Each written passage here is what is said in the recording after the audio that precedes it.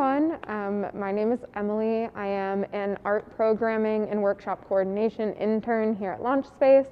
I'm also working to be an art and design steward here. Art and craft has always been a major part of my life. And today I'm here to show you some techniques for one of my favorite types of craft. Right. So if you're watching this, you probably ordered one of our marbling kits. So in it, you'll get an instruction sheet for either your marbled card or your marbled scarf.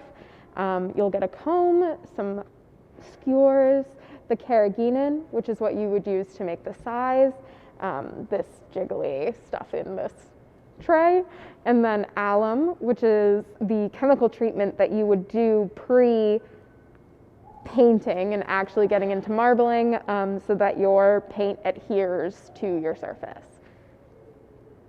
Cool, so here we have our bath, and this is in like an old plastic tray. You want to just make sure that you're using something that is slightly larger than the piece of either paper or fabric that you're using. So we have a pretty good sized bath right here. The reason that this carrageenan, also known as like the size, is dirty is because I've been practicing.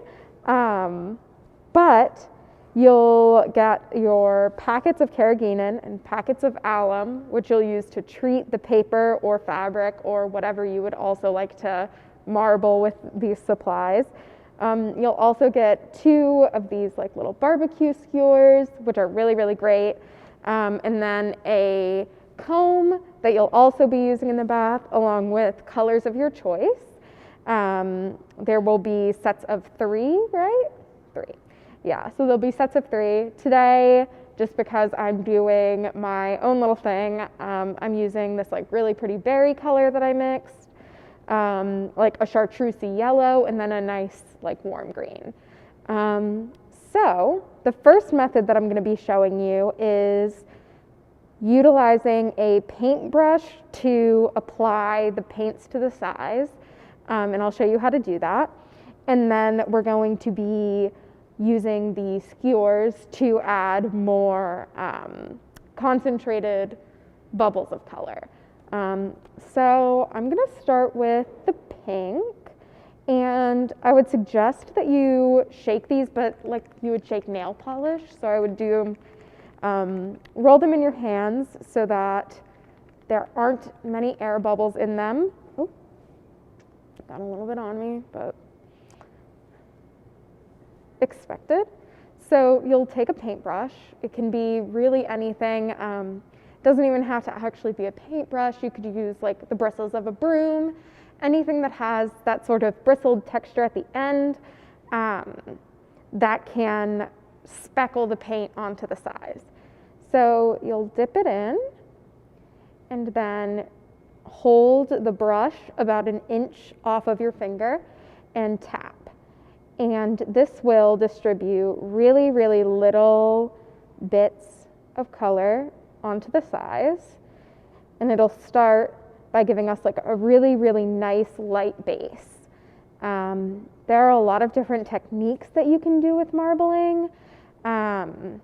This one is one of my favorites because I think that the cells look really cool.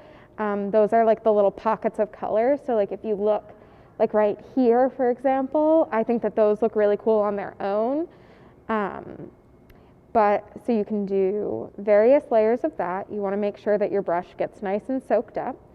And these will spread on the size. And the reason that they do that is because the size is slightly denser than water, or is slightly denser than water. And thus the watery paints will spread on the size. Now I'm going to pick up this little chopstick and I'm going to dip it into the paint and then drop them. It takes a second or so, but if you keep your skewer horizontal when you first pull it out, it allows you to have a little bit more control over where they're dropping. And I am just putting these in the larger pink cells to create a little bit of layering. And as you can see, when you add, when you add another color to the cells that are already there, they start to spread and create these sort of layers, almost like a jawbreaker, around one another. And then I'm gonna go in and I'll get a little bit of green. I'm gonna use the paintbrush again. Just make sure that you're wiping everything off in between so that you're not mixing the paints. But then you can just drop this on and it will continue to spread out.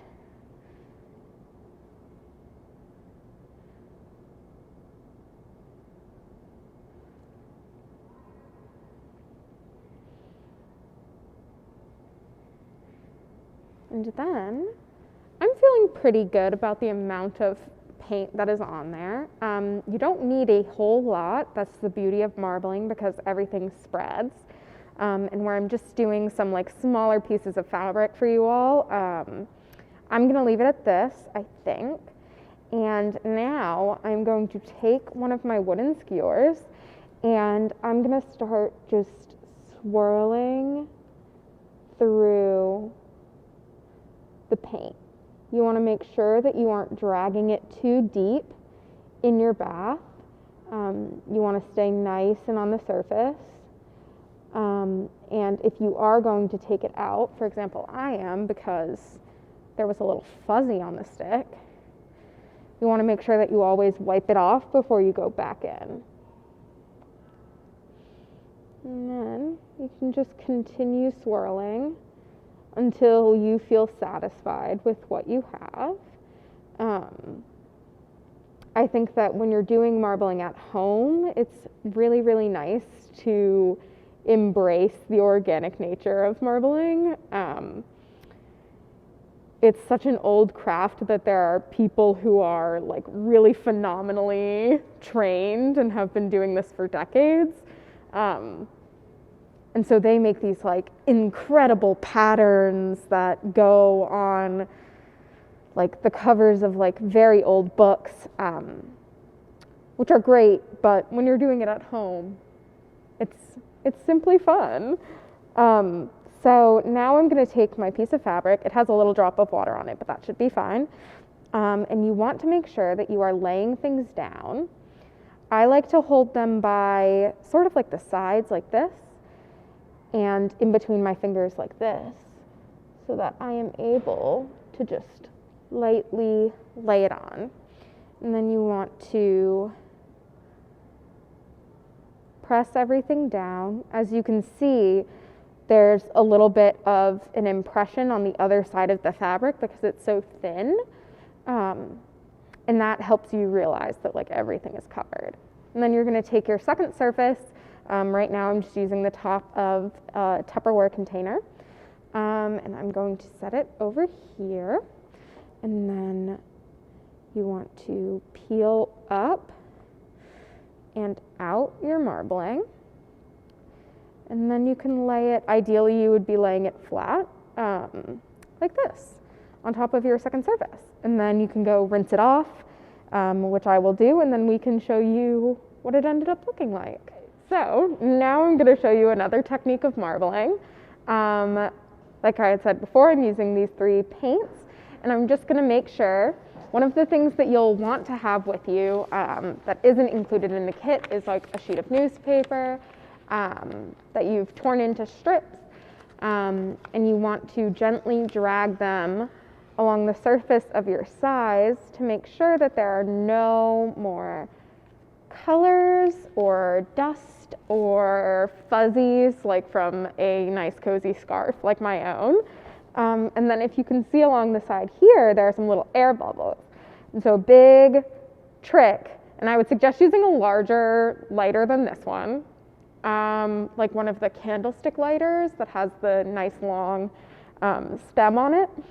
But Lighters are the ideal way to pop bubbles. You could also use like a sewing needle or something like that, but I prefer using a lighter because it's nice and quick and then I'm not like sticking anything in the size and potentially contaminating it. So the next technique that I'm going to show you is something that will end up giving you like a very floral, groovy sort of pattern. I'm going to start with the pink. And this time, rather than using a paintbrush, I'm going to use the skewer. I'm going to dip it in the paint. And you want to keep them horizontal and then tip it vertically so that you get these nice dots that appear. And these are going to be the basis for what are essentially our petals. You can place these kind of wherever. And I want these to be like nice and vibrant, so I'm going to do a second and maybe even more drops in each of these cells. Once again, because I am doing some smaller scale stuff here today, I'm keeping it pretty contained on the size, or as contained as you can really have something be as it spreads across another surface. But you can do this and take up your entire bath if you'd like. So I'm pretty satisfied with that. Now I'm just going to set that down, take a paper towel and wipe off my skewer. And then I'm going to go into our like yellow chartreusey color and use that for the centers. Now I'm just going to start dropping those. Oh, come on. There we go. It's like very odd that it didn't want to drop, but whoop, that one's going to be a little off. That's okay.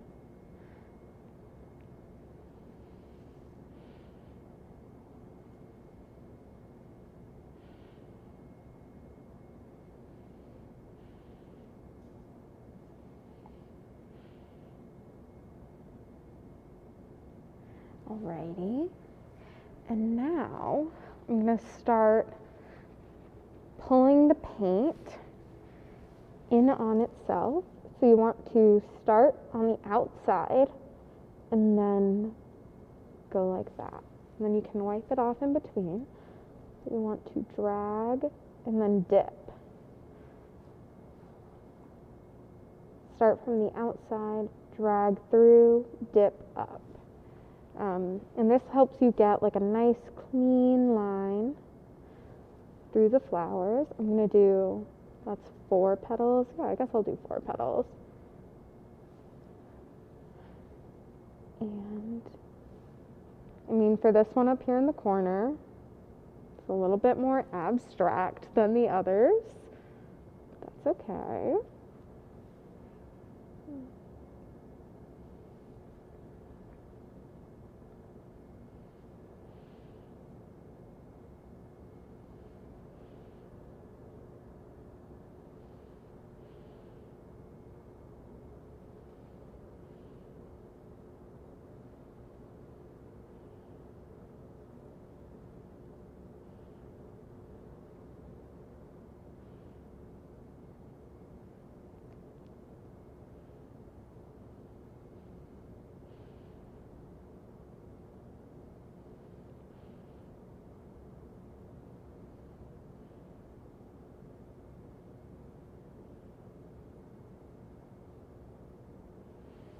Alrighty, so now, because I want to have a little bit of fun, I'm going to take the green, once again using one of the skewers, and I'm going to drop it along the outside of the flowers, and hopefully create something of a leaf shape. I really adore marbling because it is so experimental, and so you can really, really have fun with it.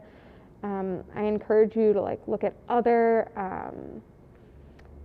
videos that people have made, because there are so many centuries worth of skill that people possess, and there are so many different styles of marbling that you can find just about anything.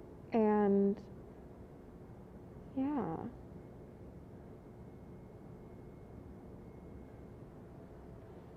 and then I'm gonna do just a little more green on this one, and then drop some green in the center. Ooh. You might have some stray drops, but that's okay. And then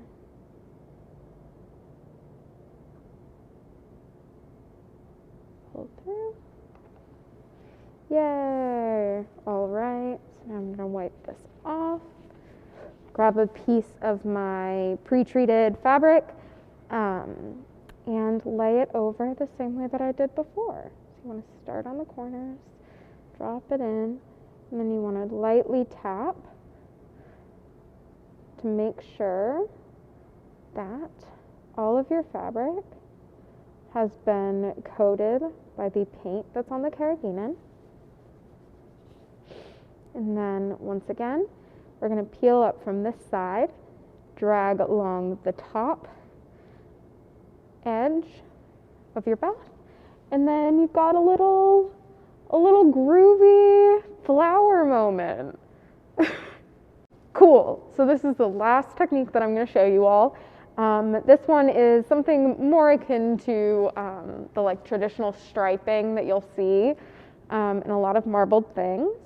So I'm going to take the colors and I'm going to make a 3x3 grid across the size. Now, like I've mentioned before, I'm doing something a little bit smaller scale because I'm working on a smaller sheet of paper, but if you want to, or you are utilizing like this bath to also marble some larger things, you could do like a 5x5, so long as it's essentially a rectangle.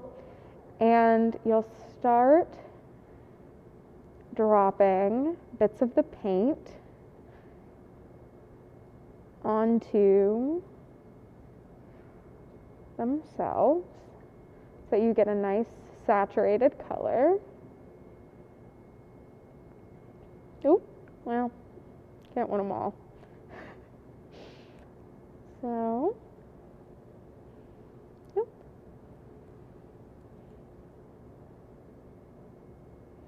Alrighty, and then I'm gonna wipe off my skewer again, and then I'm gonna grab the pink color, or actually no, I'm gonna grab the yellow, and in between each of these, I'm going to drop the yellow. So you'll notice here that they are pushing against one another and creating these like really interesting organic shapes. So in all of the spots where there's a little bit of open size, I'm going to drop these. And doop. One right there. One right there. Okay. Yeah, I feel pretty good about that. And then, actually, I'm going to add a drop into the green as well and see what that does. I feel like that could be cool.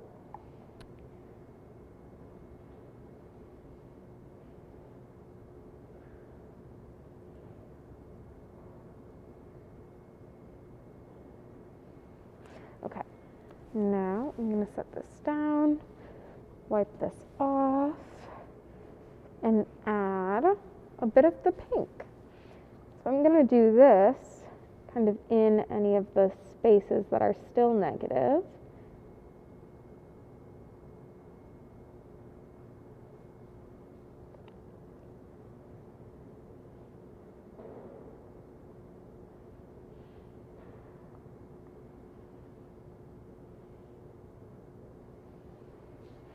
And I'm going to do them again in the larger yellow circles where the green is the exterior cell. All right, so I feel like that's a good base. And now what I'm going to do is wipe off the skewer, and I'm going to start just by running the skewer from side to side, swooping it back through there, through here, through here, and then once again through here. And then, now this is really sweet. I love it. It makes sort of like a heart-shaped paisley. But what I'm going to do is I'm going to take the comb and I'm going to show you guys how you can get like a much tighter pattern. So you'll just drag your comb across the surface of the size, and then you want to take it out, dry it off, and then you'll do the same thing going back in the other direction. Same thing going back in the other direction. And then I think I'm going to take the skewer again, and I'll just drag in the spaces where the comb wasn't able to pass. I'll go and I'll add a little bit of striping so that there's no space where it feels like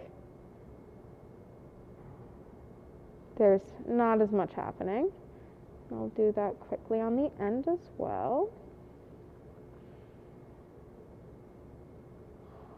All right, and then I'll take the last piece of fabric that we have and lay it on top, same way that I have been doing.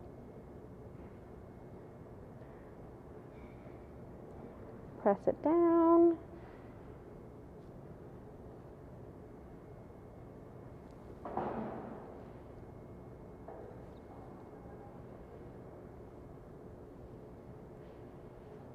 And then grab the corners, pull up along the edge of the size, and there you have it, some little stripies.